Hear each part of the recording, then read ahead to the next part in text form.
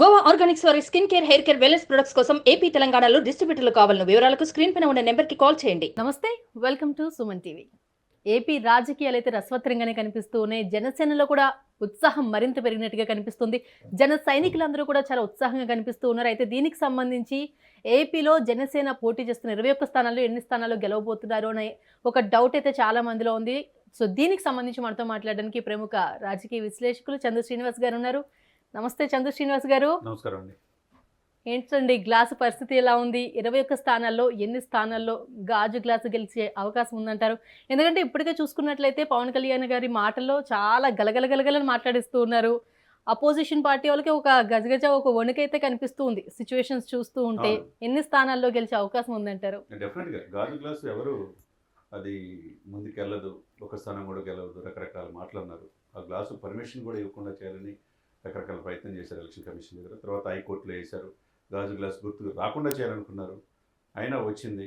వచ్చిన తర్వాత మళ్ళా సేమ్ అదే సింబల్తో మిగతా వాళ్ళకి ఇవ్వాలని చెప్పి రకరకాల ప్రయత్నాలు చేశారు. అంటే దాన్ని కొద్దిగా మైండ్ గేమ్ ఆడారు అధికార పక్షం. కానీ చాలా క్లారిటీగా ఎప్పుడు లేని విధంగా ప్రజలు ఎప్పుడు వస్తూ ఉంటారు, ఓటు వేయరు అని చెప్పి పవన్ గారికి అనుకుంటున్నారు. కానీ దశాబ్దం పైన ఆంధ్రప్రదేశ్ రాజకీయాలు ఉన్నాడు. ఆయన్ని చూసాం, ఈయన ఒకసారి చూద్దాం, మార్పు కోసం ప్రయత్నం చేస్తున్నాడు.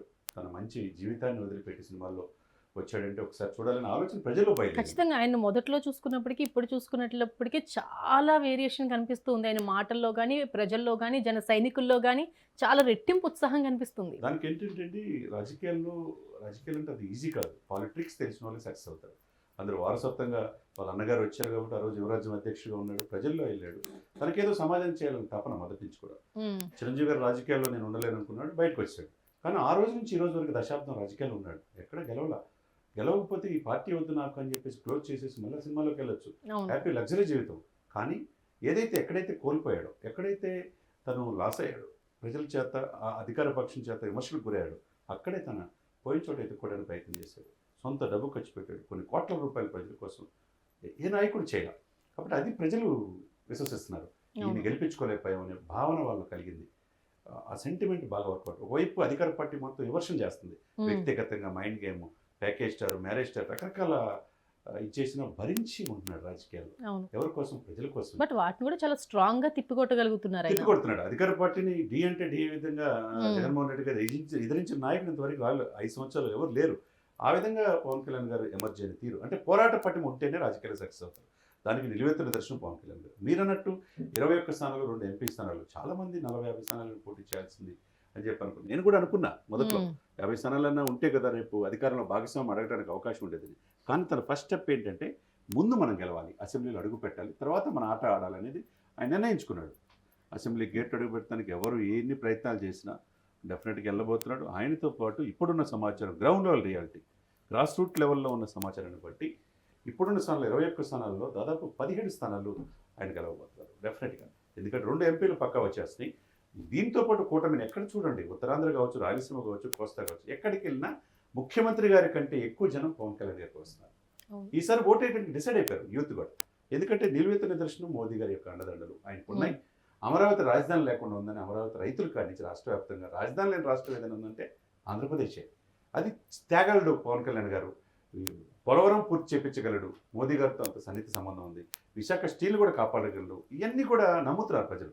కాబట్టి మనకున్న స్థానాల్లో ఒక్కసారి వెళ్తే అండి, ఈ 21 స్థానాల్లో పక్కా గెలిచే ఫస్ట్ సీటు చాలామంది ఆయన ఓడించాలని ఒకవైపు ముద్రగడ, ఒకవైపు మహాసేన్ రాజేష్, రకరకాల వాళ్ళ కోతలు వాళ్ళు పోస్తూ ఉన్నారు.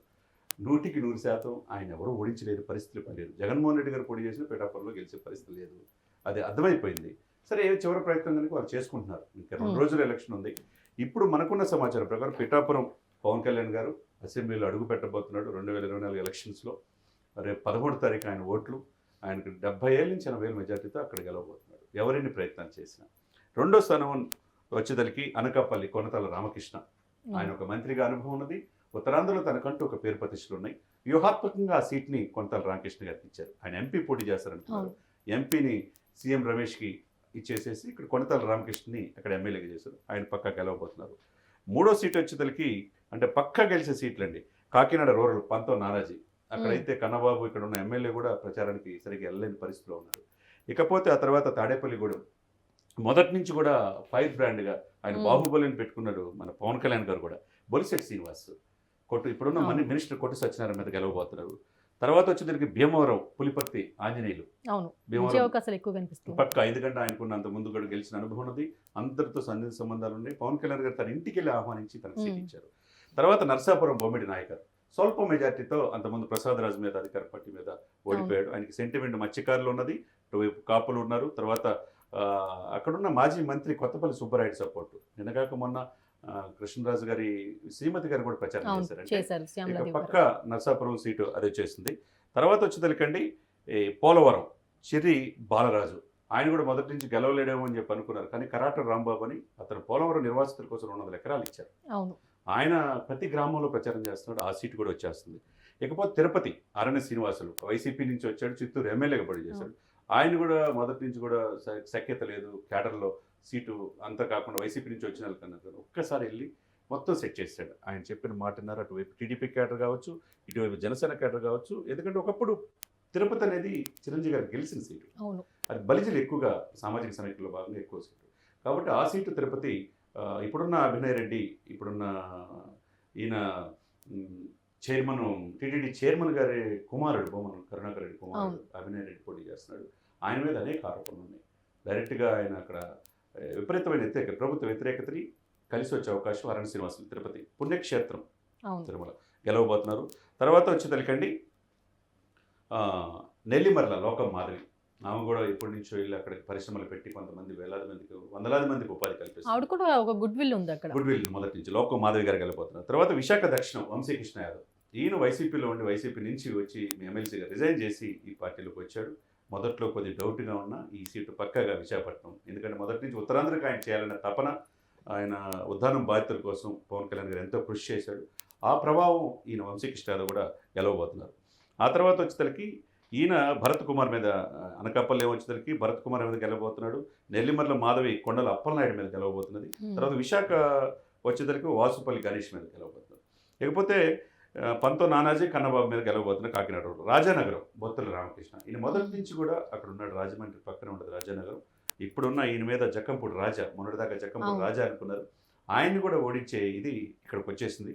ఆల్రెడీ మోదీ గారి యొక్క రాజమండ్రిలో సభ కావచ్చు, ఆ ప్రభావం కావచ్చు, ఏదైనా కానీ ఈ జనరల్గానే జక్కంపూడి రాజా అనేవారు చాలా స్ట్రాంగ్ క్యాండిడేట్. సో ఆయన మీదే అవును జక్కంపూడి రామ్మోహన్ రావు గారి కొడుకు ఒక పేరు ఉంది. కాపు కార్పొరేషన్ చైర్మన్ చేశాడు. మంచి మనిషి పేరు. కానీ ఇక్కడ ఏంటంటే ఈ కూటమి పాయింట్ ఆఫ్ వ్యూలో ఇక్కడ మెయిన్ చూస్తారు. ఇక్కడ వచ్చేసరికి బొత్తుల రామకృష్ణ. తర్వాత తెనాలి నాదెండ్ల మనోహర్. మొన్నటిదాకా పార్టీ అంతగా చేయట్లేదు టీడీపీ అని అనుకున్నారు. కానీ నాదెండ్ల మనోహర్ గారు పవన్ కళ్యాణ్ గారు చూసి అక్కడ మనోహర్ గారిని పూర్తిగా అన్ని వర్గాలు సపోర్ట్ చేస్తున్నాయి కాబట్టి మనోహర్ గారు గెలవబోతున్నారు. ఇకపోతే అవనిగడ్డ మండలి బుద్ధప్రసాద్. ఆయన కూడా మొన్నటిదాకా టీడీపీ ఉన్నాడు. ఇప్పుడు జనసేనలోకి వచ్చి జనసేన నుంచి పోటీ చేస్తారు. ఆయనకి ఆయన నాన్నగారికి మంత్రిగా చేశారు. మంచి పేరు ఉంది. అవనిగడ్డ, దివిసీమ, అక్కడ వారధి కడతాం అవన్నీ సౌమ్యుడు ఆయన మండలి బుద్ధప్రసాద్. సింహాద్రి రమేష్ గెలవబోతున్నాడు. తర్వాత నిడదవోడు. రాజమండ్రి రోర్లు ఇస్తే పక్కా గెలిచేవాళ్ళు అని చెప్పి అనుకొని ఆయన అలిగేతలికి కందులు, ఆయన గోరెట్ల బుచ్చే చదువు కోసం నిడదవోలు మార్చారు. కానీ నిడదవోలు మొదట్లో గెలుస్తారు లేదనుకున్న కానించి ఈ రోజు పక్కా సీటు కందులు దుర్గేష్ అనే పరిస్థితి నిడదవోలు వచ్చింది. క్యాలిక్యులేషన్స్ మారిపోయినాయి ఫస్ట్ నుంచి ఇప్పటికి మారిపోయింది. ఎందుకంటే ఆ జిల్లా అధ్యక్షుడు మంచి సౌమ్యుడు, ఆయన మంచి పేరు ప్రతిష్ఠ కందులు దుర్గేష్ నిడదవోలు గెలవబోతున్నారు. ఇకపోతే పెందుర్తి పంచకర్ల రమేష్. అంతకుముందు తమ్మిరెడ్డి శివశంకర్ గారు ఇన్ఛార్జిగా ఉన్నారు. వాళ్ళు కూడా కాదని వైసీపీ నుంచి జిల్లా అధ్యక్షుడిగా వచ్చాడు కాబట్టి ఆయన్ని ఇక్కడ ఈయన చిరంజీవి గారితో కూడా సన్నిహిత సంబంధాలు. చిరంజీవి గారు కూడా ప్రెస్ మీట్ పెట్టేసి సీఎం రమేష్ని పంచకర్ల రమేష్ నా శిష్యుడు గెలిపించింది అన్నాడు. కాబట్టి ఇక్కడ కూడా పెందుర్తి పంచకర్ల రమేష్. తర్వాత ఎలమంచల సుందరపు విజయ్ కుమార్. ఈయన కూడా ఒక వక్తగా టీవీ డిబేట్లో మంచి ఇది ఉన్నది. ఆయన కూడా గెలవబోతున్నాడు. ఇకపోతే జనసేన ఓడిపోయే 4 సీట్లు ఇప్పుడున్న సమాచారం ప్రకారం P Gannavaram, Giddi Satyanarayana SC seat ఇది. అక్కడ ఆ ప్రభావం అక్కడ మహాసేన రాజేష్ కొద్దిగా ఇబ్బందికరమైన పరిస్థితి, సహకరించకపోవటం కావచ్చు. ఇక్కడ అంత కార్యకర్త ముందుకు వెళ్ళలేకపోవటం. అంటే ఇప్పుడు ఈ 4 రోజుల్లో ఏమో చేంజ్ అవుతుందో చూడాలి. 13 రోజుల్లో పి గన్నవరం, తర్వాత రాజోలు. ఇది పక్కా అంతకుముందు గెలిచిన సీటు. అక్కడ ఉన్న మొదటి నుంచి చేసే వ్యక్తి కాదని చెప్పి దేవి వరప్రసాద్కి ఇచ్చేదానికి అక్కడ కేడర్ సహకరించింది. అందులోకి అప్పుడు ఆయన గెలిచి వేరే పార్టీలోకి వెళ్ళిపోవడం కూడా ఒక మైనస్ అయింది. ఈ పాయింట్ ఆఫ్ వ్యూ ఏంటంటే అక్కడ ఎంపీగా పోటీ చేయబోతున్నాడు. అక్కడ ఉన్న రాజోలు ఎమ్మెల్యే ఇప్పుడు అమలాపురం ఎంపీగా. ఇప్పుడు ఓడిపోయే సీట్లు జనసేన ఈ రోజుకి పి గన్నవరం ఒకటి, రాజోలు ఒకటి. తర్వాత వచ్చేసరికి పాలకొండ, నిమ్మక జయకృష్ణ, తర్వాత రైల్వే కోడ్. ఉమ్, ఈ ఈ ఈ 4 సీట్లో వైసీపీ కొద్దిగా ముందుకు వచ్చేసింది. జనసేనకి అంత క్యాడర్ సహకరించిపోవటం, అంటే ఈ 2-3 రోజుల్లో ఏమైనా పవన్ కళ్యాణ్ గారు దాన్ని ప్యాచప్ చేస్తే ఏమైనా అవకాశం ఉంటుంది. కానీ తర్వాత ఈ మిగతా స్థానాలన్నీ కూడా ఉంగుటూరు, పచ్చమల్ల, ధర్మరాజు కూడా మొదటి డౌట్ ఉంది, ఇప్పుడు గెలిచే అవకాశం ఉన్నది. ఓవరాల్గా మనకున్న ఇప్పుడున్న సీట్ల ప్రకారం 21 సీట్లో 17 స్థానాలతో జనసేన అసెంబ్లీలో అడుగుపెట్టబోతుంది. పక్క అంటారా? పక్క సర్వేలు కానీ 13, 14 అన్నారు. కొన్ని మీరు చోట్ల ఇంకొంచెం కాన్ఫిడెన్స్ తో 17కి వెళ్ళారా? అది వెళ్ళటం కాదు, ఉన్న పరిస్థితులు బట్టి మనం ఎప్పటికప్పుడు బేరీజ్ వేసుకుంటా గ్రౌండ్లో రియాలిటీ అర్థం చేసుకొని కూటమి కరెక్ట్గా పనిచేస్తే పోలరైజేషన్ అవుతుంది ఓటు. అవును. ఆ పాయింట్ ఆఫ్ వ్యూలో పవన్ కళ్యాణ్ గారి చరిష్మా ఈ రాష్ట్రానికి ఏదైనా మోదీ గారి అండదండలు ఉండే కాబట్టి చేయగలరనే ఆలోచన ప్రజల్లో వచ్చింది. కాబట్టి మామూలుగా సక్సెస్ రేటు 21 స్థానాల్లో 17 స్థానాలు గెలవడం అంటే మామూలు విషయం కాదు.